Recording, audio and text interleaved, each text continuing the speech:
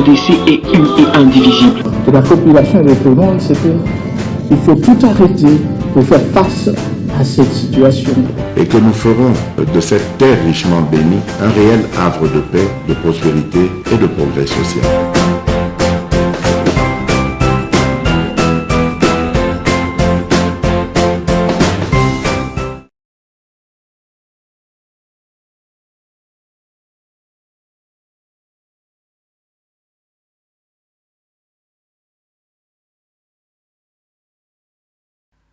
Allez, merci. Ne nous en tenez pas rigueur, il y a eu interruption du courant, brusque, c'est ça le pays. Nous sommes en train de nous battre pour que la situation hémorragie ou s'arrêter. On ne peut pas être en direct comme ça, et puis tout le barama interruption du courant, c'est de la honte, mais ne nous en tenez pas rigueur. On a contourné, interruption Ezali, mais on a contourné quand même, grâce à la vigilance, à la technicien, et puis à la grande équipe pour Solo Télévision, où on a contourné cette attaque pour nous permettre de continuer cette émission avec M. Lambert Mende au Malanga. Toutes nos excuses, vraiment. Alors, nous sommes en direct. Vous avez belé, vous avez landabiso botier TV Mogobato belé, TV za radio te. Vous appelez à Facebook, vous avez landabiso. Partagez les liens. Vraiment, bah, toi, Facebook, vous avez belé, vous commis. N'a s'excuser vraiment. Si vous pouvez encore revenir, partagez les liens, appelez les autres pour leur dire non, bah, zongi déjà. Tout est maintenant normal. Nous sommes en direct, messieurs et dames, fidèles téléspectateurs. Alors, on va revenir à la question parce qu'il était en train d'aborder, de répondre à une question. Je vais répondre à la question obligée pour lui permettre également de revenir par rapport à sa réponse pour logique et Zalamobimba au lieu Katanandambo. Alors, monsieur Lambert Mende au Malanga, je disais que nous sommes en direct. La question était liée au départ de monsieur Moïse Katumbi, Chapoué. Un allié des tailles, d'abord par rapport à Yayo, parce que vous avez travaillé dans une même famille politique à une période. J'ai posé la question ici, je disais que vous, personnellement, vous n'avez jamais été dans le PPRD, mais au moins Katumbi était très très proche des Kabila, tout en étant au PPRD, a bénéficié cause à la députée élue, sous les labels de Kabila, bien sûr, et puis il a commis gouverneur, leadership politique des Kabila. Pour la première fois, on a eu Moïse Aza politique, c'est avec Kabila. Je ne l'ai jamais connu en tant que politique. Alors, ce qui doit beaucoup à Kabila, mais finalement, après, la politique est évolutive. Il y a mécanique et dynamique. Il a compris que Kabila n'était plus dans la ligne. Moïse Katumbi a décidé de vous quitter. Je parle de la famille politique à l'époque. Moïse Katumbi a Monique Bolingo Tchatwa, Penlati, Asuka. Kabila ne voulait pas organiser les élections. Moïse est un homme de principe. Il ne voulait pas rester esclave d'opinion. Moïse Katumbi est sorti de là. Mais à quelle circonstance moko macabre, un peu brutale, il va être poursuivi par la justice injustement, ça c'est lui. Permettez-moi cette tautologie. Moïse est parti, malade, traqué par la justice. Moïse va se retrouver en exil, en difficulté. Il est là, même son équipe a connu des petits soucis à l'époque, il décrit depuis là où il était. Et Moïse a commencé à chercher les élections et Salami. Mais pendant ces temps-là, le régime passé, la famille politique, la fameuse famille politique de Katumbi, Bakole Katumbi, tout le nom d'un Italien, d'un Zambien, qui n'est pas Congolais, un Margoulin, un peu tout. Je ne sais pas si ce sont des attaques politiques ou c'est vraiment des qualifications où ils ont un vrai sens à la personne de Katumbi. Katumbi est parti, Katumbi cherche à revenir. Difficile pour lui, mais Tshisekedi lui donne quand même l'opportunité de revenir. Quand il revient, vous vous retrouvez plus tard dans la même famille politique avec Katumbi. Binom Balé Bokomi sur Bato Union Sacrée, vous mangez na table moko dans une même maison et les choses évoluent. Il a même la chance de mettre ses ministres dans le gouvernement et Samalou Konde et tout roule bien. Mais Katumbi a commencé à décrier comme un aigle depuis longtemps. Rien ne marche, le peuple souffre, il faut voir le côté développement, il faut voir la solution, la guerre de l'Est. Katumbi a surprendre Bino, Lelo Katumbi a lobby, ça ne passe pas. Trop c'est trop. Il se porte lui-même garant. Vrai Moïse et la Bible. Il faut libérer le peuple. Les locaux, quand même, dans le congrès, na bango na moni, batonaï bazako bengaye, bazako ganga, bazako le tomber du béton. Yene moutaye ko bouka béton pour 2023. Donc Félix Tshisekedi, ça n'est fini pour lui en 2023. Alors, la première question était celle de savoir, est-ce que Moïse a zo bangi sa union sacrée, le départ de Moïse Katumbi avec ses ministres, ses disciples, son influence, son argent, est-ce qu'ils ont affecté Bino pour les jours à venir, l'élection en 2023? Ça, c'est la première des choses. Qu'est-ce qu'on peut retenir de Moïse Katumbi Tchapwe, selon Lambert Mende, Congolais Bazoyokayo? Vous avez le temps de répondre et de tout dire. Je peux commencer par dire que les étiquettes qu'on lui a collées, bon, pas congolais, etc., ne m'intéressent pas. Très bien. C'est pas là le débat. Très bien. Nous avons vu des Congolais d'origine autre participer à des gouvernements, notamment dans certaines provinces, au Katanga et tout ça, et même ailleurs. Là n'est pas le problème. Le problème, c'est qu'il y a, dans sa gestion de la chose politique, un certain nombre d'antivaleurs. Les élections viendront, nous parlerons de tout ça, de faits précis. Mais il y a des antivaleurs qu'on dénote, qu'on peut relever dans la démarche d'un homme politique. La transhumance politique à l'extrême. Nous retrouvons le même schéma qui l'a conduit à se séparer de la famille politique de Joseph Kabila au cours de la législature passée. C'est le même schéma. Plus on s'approche d'un cycle électoral, et plus il rompt les amarres pour ne pas avoir à partager un bilan dont il est lui-même un des plus importants responsables. C'est ce qui s'est passé avec Kabila, c'est ce qui se passe avec Félix Tshisekedi. Ensuite, il y a la tendance à la corruptibilité, vouloir corrompre les fonctionnaires, les juges, les magistrats, profiter peut-être de la crédulité des uns ou de la boulimie des autres, des gens qui veulent aller en Europe, se la couler douce, et lui il a de l'argent, il peut leur offrir cela, et il leur donne comme condition de pouvoir casser du sucre sur le dos de ses anciens alliés. Ah oui, moi, même cette affaire de justice, de Stoupis, ce n'est pas Stoupis, derrière Stoupis, c'est la famille politique. Et on a vu cette dame magistrat qui est partie à l'étranger, et aujourd'hui on voit encore un magistrat qui parle du fait qu'on veut lui demander de priver à Katumbi les moyens de combattre un régime politique. Un mot qui ne doit pas sortir de la bouche d'un magistrat. On constate aussi chez lui une tendance à l'extraversion. M. Katumbi vit les yeux et l'esprit tournés vers l'extérieur. Pour un Congolais, ce n'est pas normal. Un leader politique congolais, ce n'est pas normal que le Congo subisse une agression comme celle que nous sommes en train de subir à l'Est et qui nous a occupés pendant la toute première partie de cette émission, et qu'il ne pipe mot, aucune condamnation. Nous n'avons pas enregistré de condamnation ni du Rwanda, ni du M23 de la part de Moïse Katumbi. Au contraire, M. Katumbi trouve que l'état de siège que Félix Tshisekedi a proclamé et que nous, au Parlement, nous avons reconduit à maintes reprises pour mettre le Nord Kivu et l'Ituri en état de pouvoir supporter le poids de cette agression, il appelle ça un malheur. Mais un malheur pour qui? Quand nous donnons à l'administration de ces provinces à la responsabilité des militaires, quand nous confions ces administrations à des militaires. C'est un malheur pour qui? C'est un malheur pour nos ennemis. Et donc, ce silence-là face à l'agression que le pays subit démontre bien la nature extravertie de la pensée politique de cet acteur politique congolais.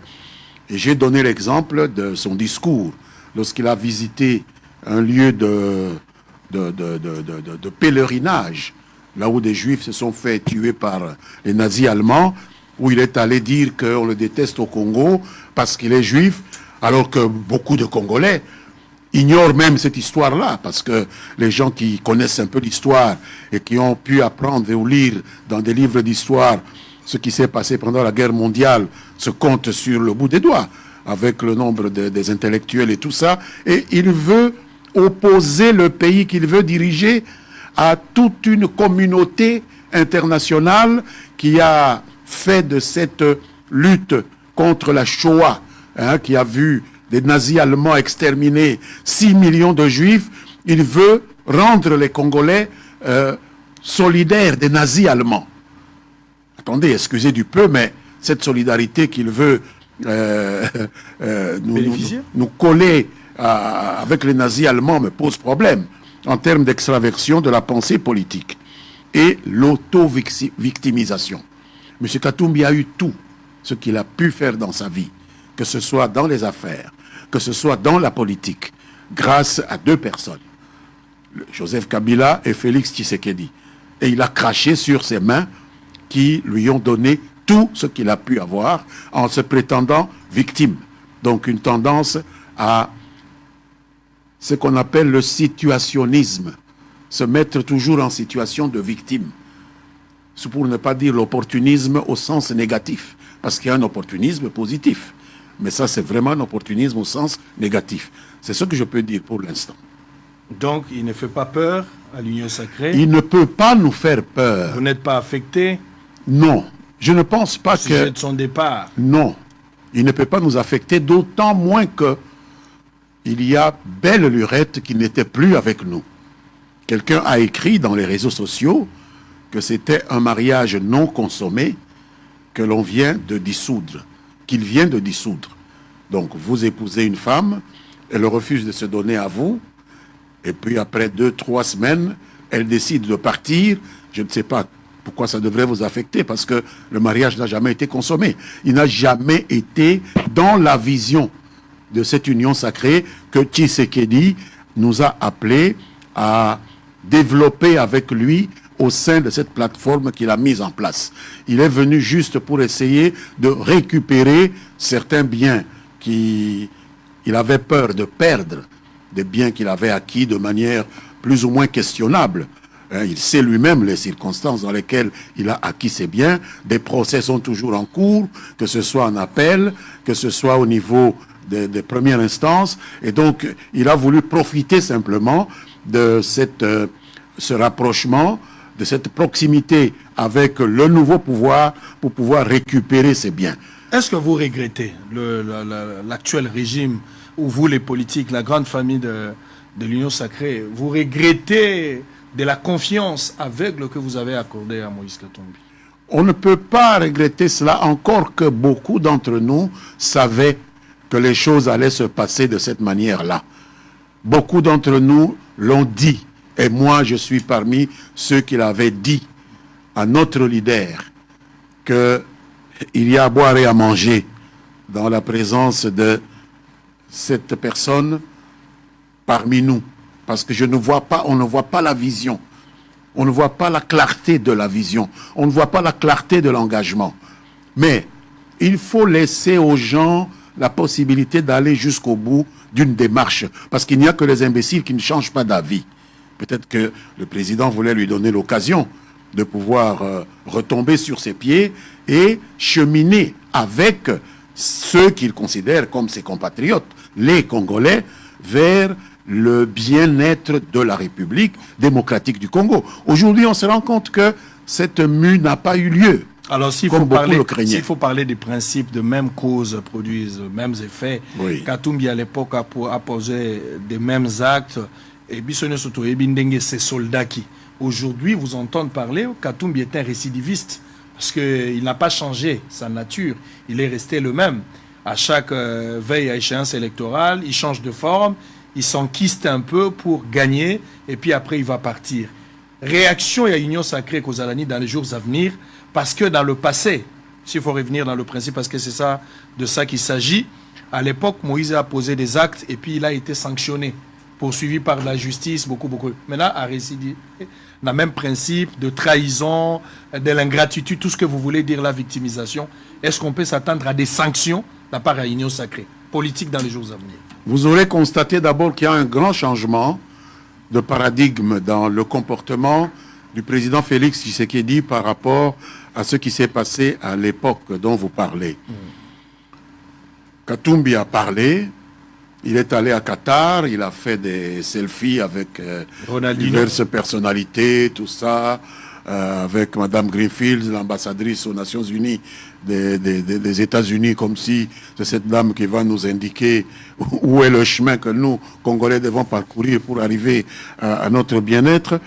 Et il est revenu à Lubumbashi. Et il préside son congrès. Et rien ne lui est arrivé. Et rien ne lui arrivera. Mais je ne pense pas que le peuple congolais soit dupe. Je pense que c'est démocratiquement que M. Katumbi va comprendre qu'on ne peut pas tromper un peuple tout le temps. Un petit bout de temps, oui, c'est possible, mais tout le temps, ce n'est pas possible. Très bien. Allez, nous sommes en direct. On va prendre la troisième partie d'éléments avant de terminer. Depuis samedi dernier et aujourd'hui, d'ailleurs, vous assistez à des réunions. Il y a 5 provinces de la région centre. On va parler de cette histoire et puis on va prendre un peu quelque chose du bric-broc. Je vais faire un petit mélange cocktail. Moi, cocktail m'aura bien. Ça va vous permettre également de répondre par rapport à l'actualité politique. Mais permettez-moi de prendre quelques éléments. Vous étiez à Lodja. Vous étiez à Lodja récemment, après la dernière émission qu'on a tournée. Mais évidemment, la fondation Echuka a fabriqué 200 bancs et a remis à la province éducationnelle de Sankourou 1, précisément à Lodja. La cadre à gratuité enseignement, il faut appuyer la politique du chef de l'État, c'est toujours important. Parce que si vous n'appuyez pas, ce n'est pas quelque chose de très bien. Cette affaire de la gratuité, ce n'est pas seulement une affaire du président de la République. Vous êtes politique avec la logique à Opération Tonga et Panabino. Si vous avez des moyens, vous avez de la bonne foi, vous avez le sens d'humanisme très élevé, vous pouvez aussi faire quelque chose pour ces enfants. Je vous ai dit, c'est que mon frère Mutombodi Kembe a fait, vous allez aussi suivre peut-être par la même occasion, ce que Mutombodi Kembe a fait. Aujourd'hui, voir cette fondation et Tchoukaba, même à 200 bancs, ça c'est beaucoup. Moi j'en ai fait aussi dans Mbandaka, tant on a kendaki na kuta qui est collé à Batou. Et aujourd'hui, je vois cette fondation a emboîté les pas à Salibo. Et moi, je suis très content. On va suivre cet élément. On aura l'élément de Mutombodi Kembe. Mais laisse-moi également prendre Madame Florence Kombe, initiatrice de plusieurs projets pour l'intérêt communautaire de Congolais, sollicite l'attention du chef de l'État, Félix Tshisekedi, pour le bien-être de Congolais. Et une femme aussi, qui s'est donné le luxe, Azoka Matami Solonaye. Elle pouvait se faire belle, mais Akamati Missolonio, on a disposition à la communauté au nom du chef de l'État.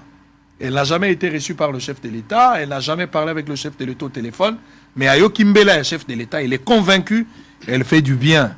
Ça, c'est quelque chose à soutenir. Nous allons suivre également. L'honorable député national Ados Ndombas, après avoir mené plusieurs plaidoiries auprès des différentes personnalités du pays au sujet de l'enfant Eliane, qui a été mutilé à plusieurs coups de couteau par son bailleur dans la commune de Ngiringiri, en fait a obtenu l'évacuation de cet enfant à l'étranger pour une meilleure prise en charge. Nous tous, on était dedans. L'essentiel est que l'enfant a voyagé pour une meilleure prise en charge. Nous remercions également le gouvernement congolais d'avoir participé 13 000 $ pour aider cet enfant. Ça peut être peut-être insignifiant, mais c'est déjà beaucoup du fait qu'il a participé bien que tard, en retard bien sûr. Allez, en image, on se retrouve après. On va prendre dernière partie. On va terminer aujourd'hui avec M. Lambert Mende. Juste après ces éléments, ça sera la fin de l'émission.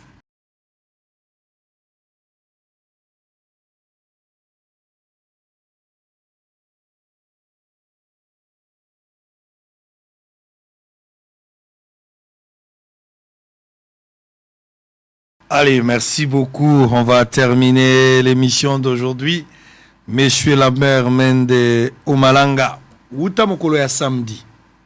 Je disais le samedi dernier, Grand Kassai na Mobimba. Bazana beaucoup d'animaux qui bandaki déjà au Salama. Une grande réunion. Mais curieusement, réunion en selon les informations à notre possession, ils allaient diriger la maison civile du chef de l'État. Ça donne l'impression, c'est comme si Bozolo ba une chose et son contraire. Vous combattez le tribalisme, mais la forme de cette réunion, c'est comme si c'est du tribalisme qui ne dit pas son nom. Comment vous réagissez? Quels sont les objectifs au besoin poursuivre derrière cette réunion ou des résolutions où ils allaient prises la réunion où ils allaient nini? Clairement pour que le Congolais va comprendre qu'il ne s'agit pas d'un tribalisme ou ce sont des rencontres politiques parce que vous êtes aussi libre. Mais qu'est-ce qu'on peut retenir dans ce genre de rencontres? La première chose qu'il faut dire, c'est que c'est une initiative prise par un notable de ce que nous appelons la région centre de la République démocratique du Congo, qu'on peut appeler le Grand Kasaï, parce que le Grand Kasaï est au centre de la République démocratique du Congo. Vous savez que nous sommes un pays démocratique et que même ceux qui travaillent avec le président de la République, même les députés ou les sénateurs, les ministres ou autres, sont des citoyens qui peuvent aussi prendre des initiatives. Et donc là, il n'y a rien de répréhensible à cela. Nous avons vu une initiative similaire être prise dans le Grand Katanga, encouragée par le président de la République, qui lui est du Grand Centre, qui est du Grand Kasaï. Mais il a encouragé que les Katangais puissent essayer de consolider leur cohésion. J'ai suivi ici quelque chose qui concerne la grande province orientale. Vous savez, les rencontres interprovinciales sont recommandées même par notre Constitution. Le développement passe par là. Le problème qui a poussé notre compatriote, M. Miteo, qui est en même temps le responsable de la maison civile du président, mais qui est aussi un intellectuel, comme vous, comme moi, qui peut prendre des initiatives, il est parti de l'idée que cohérer et renforcer la région centre dans un pays continent comme le nôtre, c'est consolider le pays tout entier. Tant il est vrai qu'un corps qui est dépourvu d'un pivot central, c'est un organe désaxé. Vous savez, Frantz Fanon avait parlé du Congo comme la gâchette du revolver Afrique. Mais peu de gens ont poussé cette réflexion de Frantz Fanon un peu plus loin pour se demander si le Congo est la gâchette du revolver Afrique.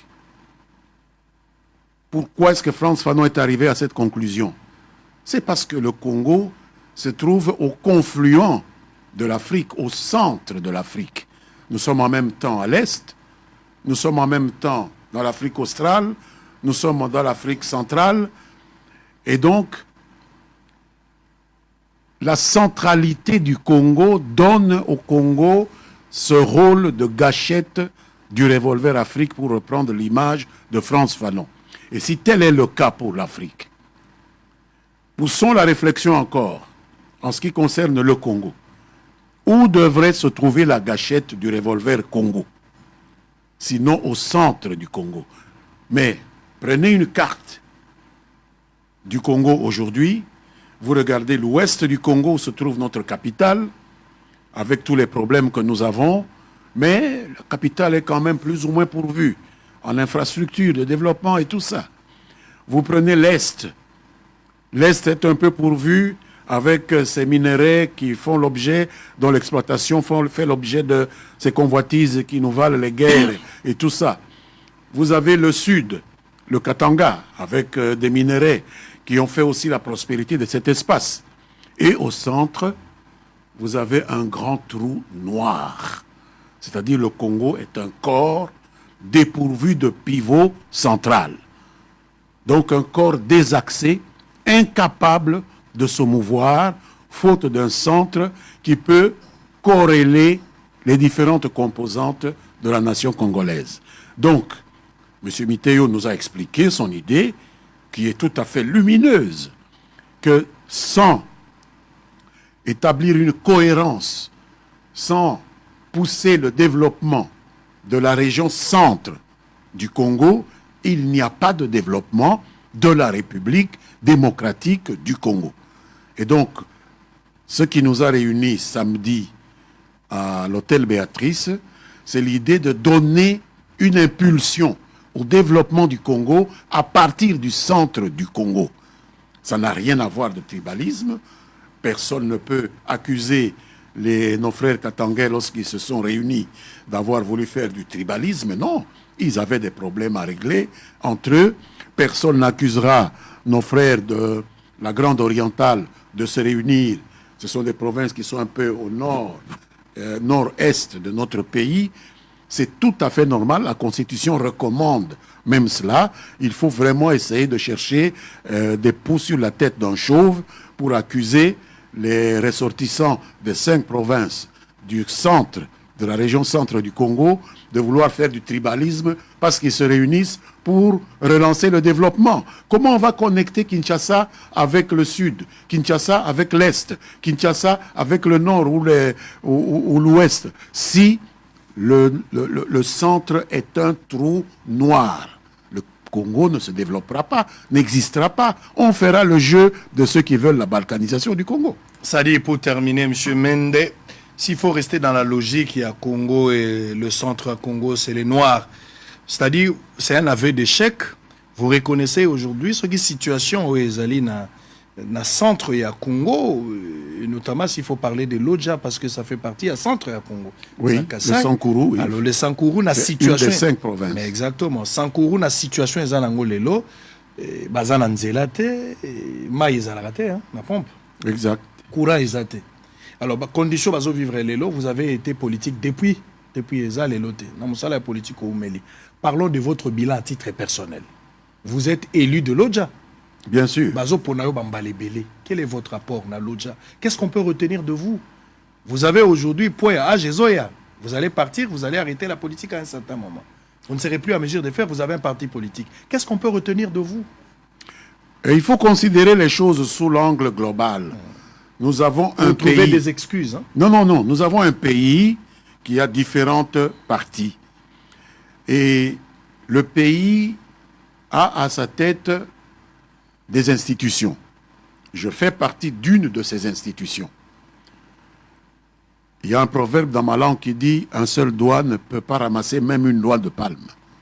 Mais 5 doigts de la main peuvent ramasser un régime de noix de palme. » L'unité de toutes les parties du Congo, l'unité de tous les fils et de toutes les filles du Congo compte beaucoup. Si aujourd'hui nous constatons qu'il y a un trou noir à l'intérieur du Congo et que nous en prenons conscience, c'est que nous nous rendons compte que nous avons développé nos leaderships de manière plus ou moins éparse, sans nous concentrer sur autre chose que des petits intérêts politiciens, des petits intérêts égocentriques. Je suis élu, je mets ma veste d'élu, je suis gouverneur, on m'a confié la direction d'un gouvernement provincial, je l'utilise comme un gadget, comme un colifichet pour user et abuser du pouvoir qui m'est confié, même sans entraîner le développement du pays. Il vaut mieux la fin d'une chose que son commencement. Ces problèmes existent, ces problèmes que vous soulevez en termes de sous-développement existent. Il faut se féliciter de ce que nous puissions nous être secoués pour nous regarder dans les yeux et dire qu'avons-nous fait pour cet espace après tout ce temps. Il y a des petites initiatives. Vous avez vu une fondation que j'ai créée et qui, avec la collaboration du ministre Tony Mwaba, c'est lui, moi j'ai visité quelques écoles chez moi et je suis revenu dire au ministre Tony Mwaba que j'ai vu un succès énorme de cette politique de la gratuité qu'il met en œuvre sous la houlette du président de la République. Mais les enfants sont par terre. Et moi, je viens d'acquérir une scierie. Est-ce que je ne peux pas, en collaboration avec votre ministère, trouver la possibilité de commencer à fabriquer des bancs pour ces enfants? Et le ministre Tony Mwaba m'a écouté, vraiment, je le félicite. Il a instruit ses services et c'est avec ces services que nous avons fait ce projet qui a livré les 200 premiers bancs que vous avez vus et qui vont aller crescendo. Nous pouvons aller jusqu'à 2000, 3000, 4000. Je suis tout à fait d'accord, voilà. Je vous en remercie également. Voilà. Mais c'est ce qu'on peut retenir. Chacun fait depuis tout ce temps, vous êtes politique, il n'y a que ça qu'on peut retenir. Oh, moi j'ai créé une université, attention. Où ça? À l'Odja, l'Université des sciences et des technologies de l'Odja. Et si vous voulez envoyer un de vos journalistes, samedi, nous allons recevoir le serment d'Hippocrate des premiers médecins formés par l'Université des sciences et des technologies de l'Odja que j'ai créé moi-même, avant que l'État ne le reprenne. J'ai eu une convention avec l'État. Le recteur est nommé en concertation entre ma fondation, la fondation Echuka, et le gouvernement. Nous avons diplômé des ingénieurs civils, nous avons diplômé des ingénieurs en informatique, et samedi ici, les premiers médecins vont prêter le serment d'Hippocrate et ils vont entrer dans la vie active, commencer à opérer leurs frères et leurs sœurs. Si ça, ce n'est pas une contribution, mais c'est une maigre contribution, il faut le dire. Je les félicite bien qu'ils ont étudié dans des conditions infrahumaines aussi. Ça, ils ont étudié dans des conditions normales parce qu'ils ont subi les concours que les médecins subissent ici à l'UNIKIN, un peu partout, parce que c'est l'ordre des médecins qui leur a fait soumettre ce concours-là. Et ils ont réussi. On va terminer par là. Alors que Lambert Mende a occupé une place de choix dans le régime passé, vous étiez incapable de convaincre le chef du gouvernement à l'époque, les différents gouvernements que vous avez travaillé avec, d'amener des projets de développement au Sankourou, à Lodja, même pour des routes.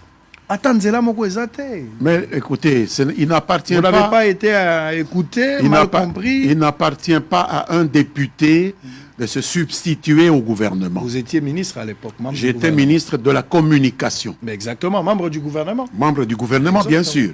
Et c'est peut-être grâce à ça... Joseph Kabila à l'époque. C'est peut-être grâce à ça que j'ai eu l'oreille du Fonds de promotion de l'industrie qui m'a écouté, qui m'a permis de créer une industrie hôtelière.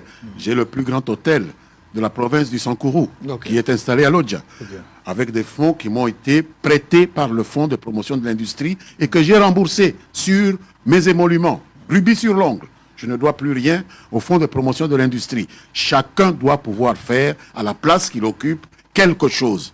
Mais maintenant, nous voulons y aller ensemble, avec l'accompagnement de l'État. Mais il faut qu'en même temps, chacun, dans la sphère qui est la sienne, dans la circonscription d'où il est issu, aligne quelques réalisations comme celle que je suis en train de vous décliner là. Adversaire dans la politique, on va terminer, accusé au la milice, aux entretenir dans l'Odja, au museler liberté à Batou, à chaque fois que les gens veulent s'exprimer ou aller à l'encontre de votre point de vue, Baza toujours tourmenté par un petit groupe de gens, au Yonde Ozo, qu'on entretenir depuis longtemps. Ce sont de vos adversaires politiques qui vous accusent. Est-ce que vous avez une réaction par rapport à ça? Je crois qu'il existe au Sankourou des juridictions de l'ordre judiciaire qui peuvent gérer ce genre de problème. Il ne s'agit pas de venir devant les médias pour déblatérer n'importe quoi. Lorsque quelqu'un entretient une milice, on sait à qui s'adresser pour sanctionner ce comportement. Il y a la justice civile, il y a la justice militaire, et ma foi, il faut laisser la justice fonctionner. Ce n'est pas les médias qui vont nous rendre justice. Si vous m'accusez, il faut aller devant la justice et laisser la justice faire son travail. Et à l'Odja fonctionne, au Sankourou fonctionne une cour d'appel, il y a des cours de tribunaux de première instance, il y a des tribunaux de paix, il y a la juridiction militaire, il y a les comment on les appelle, les auditorat militaires. Donc c'est à ceux-là qu'on s'adresse pour sanctionner ceux qui créent des milices. Ce n'est pas la presse. Très bien. Voilà. L'élection chez nous est sociologique. Vous pensez qu'avec toutes ces réunions du Grand Kassai, vous serez en mesure de donner au président de la République un second mandat? Le Grand Kassai, disons les régions centres, représentent une population de 20 à 21 millions de Congolais sur les 90 ou 100 millions de Congolais. C'est un nombre extrêmement important. Et de toute façon, nous ne sommes pas des gens qui sommes concentrés simplement dans la région centre. Moi qui vous parle tout en étant un leader de la région centre, j'ai des élus dans le Bazouélé. Le gouverneur du Bazouélé vient de mon parti. J'ai des députés dans le Bazouélé, j'ai des députés dans le Haut-Ouélé, j'ai des députés dans le Sud Kivu, j'ai des députés dans la Chopo. Donc ne voyez pas en Lambert Mende, dirigeant issu sociologiquement de la région centre, quelqu'un qui est obnubilé simplement par le centre. Moi, j'ai la vision de l'ensemble du Congo. Donc, j'exerce aussi une influence partout ailleurs.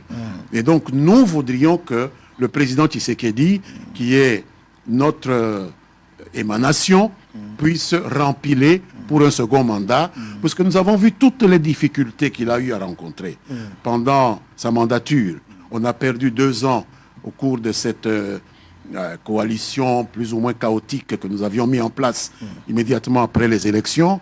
Et puis par la suite, il y a cette agression qui a fait en sorte qu'il fallait en même temps gérer l'économie, l'amener là où elle est aujourd'hui, ce qui n'est pas la moindre des choses.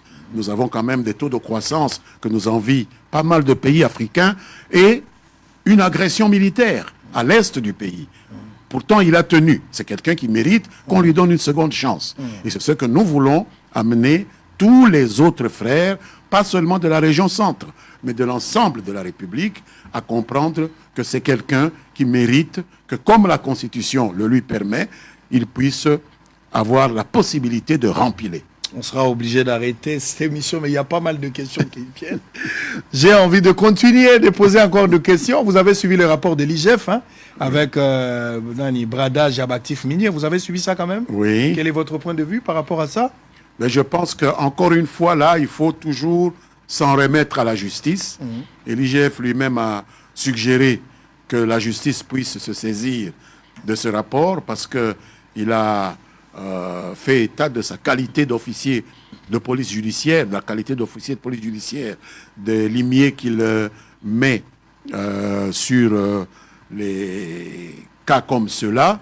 Et maintenant, quand un officier de police judiciaire termine une enquête, les conclusions de l'OPJ sont mises à la disposition de l'officier du ministère public qui peut transmettre le dossier à une juridiction qui va soit confirmer les soupçons qui ont été allégués par l'officier de police judiciaire ou non, pour sanctionner ou ne pas sanctionner la personne indélicate. Très bien. Voilà, c'est comme ça que moi je vois les choses. Votre famille du Grand Kassai a perdu quand même figure emblématique, hein, artiste congolais Tchalamouana, qui est parti. Hein. Je salue la mémoire de Madame Elisabeth Tchalamouana. Vous l'avez personnellement connue? Je l'ai personnellement connue, j'ai assisté à plusieurs de ses concerts, j'aimais bien sa musique, elle a remis au goût du jour des danses de chez nous, le Moutouachi, hein, vous savez, qui a traversé les frontières. J'étais à Abidjan et j'ai vu comment les gens considèrent cette grande dame venue. Vous êtes député national, président national de la CCU et PCA des lignes maritimes congolaises. Merci beaucoup d'avoir été des nôtres pendant tout ce temps. Au l'équipe turbulence et interruption à courant. Ça, c'est bien. Je vais saluer le pasteur Charles Lobanji. Il est de l'Assemblée chrétienne Goël Tabernacle de Lodja. Je le salue là où il est, l'homme de Dieu. Nzabianyo chocolat. Nazo ekola moi muke muke. Le sac est fou là. Donc, merci beaucoup, révérend. Que le Seigneur vous bénisse. Avec tout, Banagnon sur Sankourou. Je serai au Sankourou là. Nakoya kota bino na Lodja, nakokota babulungu, kolekati babandundunyo soana. Je reviendrai là par la grâce de Dieu. Alors, laisse-moi aussi encourager une Congolaise depuis les États-Unis.